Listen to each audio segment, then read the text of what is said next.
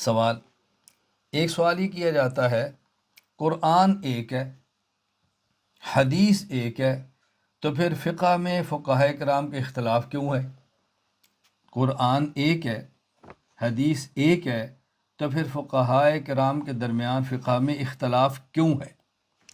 جواب ذہن نشین فرما لیں، فقہ میں اختلاف ہونے کی وجہ یہ ہے، قرآن کریم میں بسا اوقات ایک آیت ہوتی ہے اور اس آیت کا لفظ وہ ہوتا ہے کہ جس کے دو معنی ہوتے ہیں، اور ان میں سے کون سا معنی لینا چاہیے نہ اللہ تعالیٰ نے فرمایا ہوتا ہے کہ یہاں یہ معنی لو، نہ ہی اللہ کے رسول صلی اللہ علیہ وسلم فرماتے ہیں کہ اس کا یہ معنی لو۔ اب فقہا کے درمیان اختلاف ہو گیا، بعض فقہا کہتے ہیں اس لفظ کا معنی یہاں یہ مراد ہے، بعض کہتے ہیں اس کا معنی یہ مراد ہے۔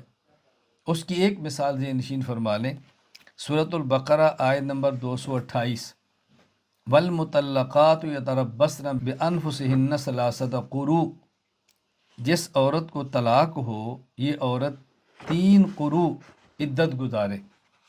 یہ بات ذہن نشین فرما لیں، یہ ہر مطلقہ کے لیے نہیں ہے۔ جو عورت جس کا خامد فوت ہو جائے اس کی عدت یہ نہیں ہے، اس کی عدت 4 ماہ اور 10 دن ہے۔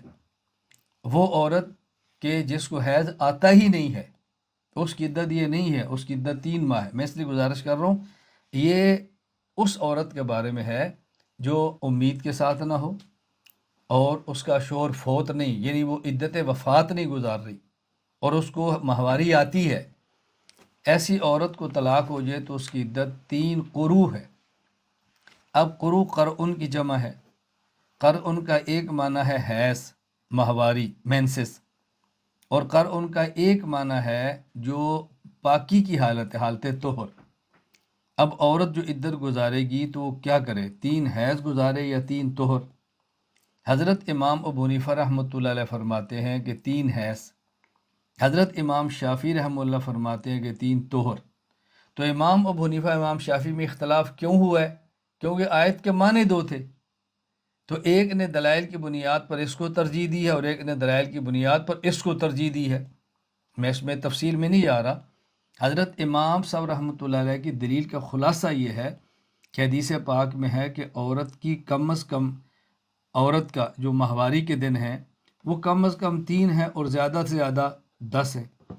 اور یہاں کیا ہے کہ عورت 3 قروء، 3 یہ پورے کرے۔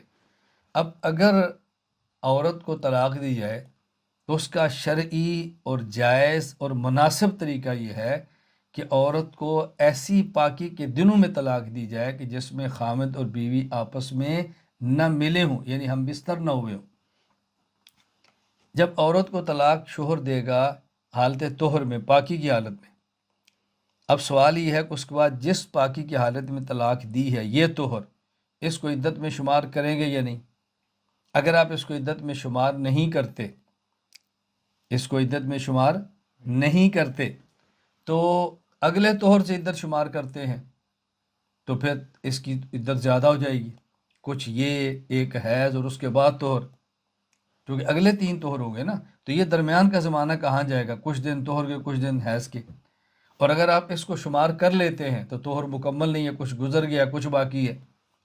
لیکن اگر عورت کو خامد جو ایک جائز طریقہ ہے، مناسب طریقہ ہے، اگر طلاق دینی پڑ جائے، ایسے طہر میں طلاق دے کہ خامد اور بیوی آپس میں ملے نہیں ہیں، اور اس کے بعد ایک حاض طلاق، دوسرا، تیسرا، دیکھیں کچھ بھی اضافہ نہیں ہوا، نہ کمی ہے نہ اضافہ ہے۔ خیر میں دلائل پہ بات نہیں کر رہا، میں صرف خلاصہ عرض کر رہا ہوں۔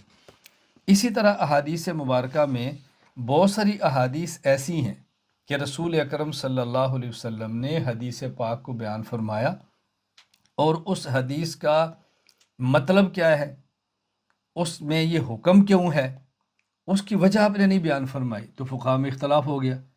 مثلا رسول اکرم صلی اللہ علیہ وسلم فرمایا البیعان بالخیار ما لم یتفرقا، ایک آدمی چیز کو خریدتا ہے اور ایک آدمی چیز کو بیچتا ہے، یہ بائع اور مشتری، خریدار اور بیچنے والا، ان کو اختیار ہے بیع مکمل ہونے کے بعد جب تک ما لم یتفرقا، ان میں جدائی نہ ہو۔ اب جدائی کا کیا معنی ہے؟ ایک معنی ہے تفرق بالابدان، یعنی ایک نے قلم خریدا، ایک نے بیچا اور وہ دکان سے چلا گیا، یہ ایک جدائی ہے۔ اور ایک جدائی کیا ہے، ایک نے قلم خریدا، ایک نے قلم بیچا اور بات پکی ہو گئی، ٹھیک ہے جی، ہو گئی، بات پوری ہو گئی، اس کے بعد ساتھ دوسری دکان پہ یا اسی دکان پہ اور چیز خریدنی شروع کر دی، اسے کہتے ہیں تفرق بالاقوال۔ اب چونکہ رسول اللہ صلی اللہ علیہ وسلم نے تعیین نہیں فرمائی کہ یہاں جدائی سے مراد بات سے جدا ہونا ہے کہ بات مکمل ہوگی کہ دوسری کام شروع کر دیں، یا اس سے مراد جدائی ابدان کی ہے، مجلس کی ہے، اب اختلاف ہو گیا۔ بعض فقہاء نے کہا اس سے مراد تفرق بالاقوال ہے، بعض نے کہا تفرق بالابدان ہے، تو اختلاف ہو گئی۔ اچھا، اسی طرح رسول اکرم صلی اللہ علیہ وسلم کی کوئی حدیث پاک ہے اور یا قرآن کریم کی آیت ہے، ایک ہے لفظ کے معنی دو ہیں، ایک یہ ہے کہ حدیثیں دو ہیں۔ اب یہ حدیث پہلے دور کی کون کی ہے، بعد کے دور کی کون سی ہے، یا تو اللہ کے نبی خود وضاحت فرمائے نا۔ اب مثلا رسول اکرم صلی اللہ علیہ وسلم نے نماز میں رکوع جاتے اٹھتے رفع الیدین فرمایا بھی ہے اور چھوڑا بھی ہے، یا تو آپ فرما دیتے نا میں پہلے کرتا تھا اب میں نے چھوڑ دیا ہے تم نے نہیں کرنا، یا فرماتے میں پہلے نہیں کرتا تھا اب کرتا ہوں تم نے کرنا ہے، آپ نے کیا بھی اور نہیں بھی کیا۔ اب فقہاء میں اختلاف ہے کہ آپ کا آخری عمل کون سا ہے، متروک کون سا ہے۔ تو حضرت امام صاحب فرماتا ہے کہ آخری عمل نہ کرنا ہے، نہیں کرنا۔ امام شافعی رحمہ اللہ فرماتے ہیں آخری عمل کرنا ہے، لہذا کرنا ہے۔ تو اختلاف کی وجہ بسا اوقات آیت یا حدیث کے ایک لفظ کے معنی دو ہوتے ہیں اور ایک معنی کا تعین خود اللہ تعالیٰ یا رسول اللہ صلی اللہ علیہ وسلم نہیں فرماتے، تو فقہاء میں اختلاف ہو جاتا ہے۔ اور یا بسا اوقات ایک مسئلے پر حدیثیں کئی ہوتی ہیں، تو یہ تعین کرنی مشکل ہوتی ہے کہ پہلے کے دور کی کون سی ہے اور بعد کے دور کی کون سی ہے، تو اس میں اختلاف ہو جاتا ہے۔ اچھا، یہ جو اختلاف ہے فقہاء کا، یہ صرف حضرت امام ابو حنیفہ، امام مالک، امام شافعی، امام احمد میں اختلاف نہیں ہے، یہ اختلاف خود صحابہ کرام رضی اللہ تعالیٰ عنہ مجمعین کے درمیان بھی تھا، صحابہ میں بھی اختلاف ہوتا تھا، اور صحابہ کرام کے اختلاف میں کبھی کسی نے اشکال نہیں کیا تھا کہ جب قرآن ایک ہے حدیث ایک ہے تو اختلاف کیوں ہے؟ کیوں؟ اختلاف آیت یا حدیث میں نہیں ہوتا، اختلاف ہوتا ہے آیت یا حدیث کا معنی سمجھنے میں۔ مسئلہ صرف اتنا ہے، مثالیں تو بہت ساری اس کی حدیث میں موجود ہیں، میں ایک مثال پیش کر دیتا ہوں۔ صحیح بخاری حدیث نمبر 4119، حضرت عبداللہ بن عمر رضی اللہ تعالیٰ عنہ فرماتے ہیں کہ رسول اکرم صلی اللہ علیہ وسلم نے غزوہ احزاب جنگ خندق میں فراغت کے بعد فرمایا لا یصلین احد العصر الا فی بنی قریظہ، کہ تم میں سے کوئی شخص بھی نماز نہ پڑھے عصر کی مگر بنو قریظہ کے محلے میں، یعنی تم سب نے نماز بنو قریظہ کے محلے میں جا کے پڑھنی ہے عصر کی۔ صحابہ چل پڑے، اب راستے میں وقت تھوڑا رہ گیا، اگر بنو قریظہ کے محلے میں جاتے ہیں تو عصر کی نماز قضا ہو جائے گی، اور اگر راستے میں پڑھتے ہیں تو رسول اکرم صلی اللہ علیہ وسلم کے فرمان پر عمل نہیں ہوگا، تو صحابہ میں اختلاف ہو گیا۔ بعض صحابہ نے کہا کہ رسول اکرم صلی اللہ علیہ وسلم کے فرمانے کا مقصد یہ تھا کہ تم نے بنو قریظہ کے محلے میں ہی عصر پڑھنی ہے، ہم قضا ہو جائے تب بھی وہیں پڑھیں گے، کیوں؟ ہو سکتا ہے آج حکم یہ ہو اور ہمیں نہ پتہ ہو۔ بعض نے کہا نہیں، نماز تو پڑھنی ہے وقت پہ، اب اگر ہم وہاں جا کر پڑھیں گے تو قضا ہو جائے گی۔ رسول اللہ صلی اللہ علیہ وسلم کا مقصد یہ تھا کہ تم اتنا جلدی چلو کہ عصر تک وہاں پہنچ جاؤ، ہمیں دیر ہو گئی ہے نماز تو قضا نہ کریں۔ جب صحابہ میں دو رائے ہوگی تو بعضوں نے پڑھ لی اور بعضوں نے مؤخر کر دی۔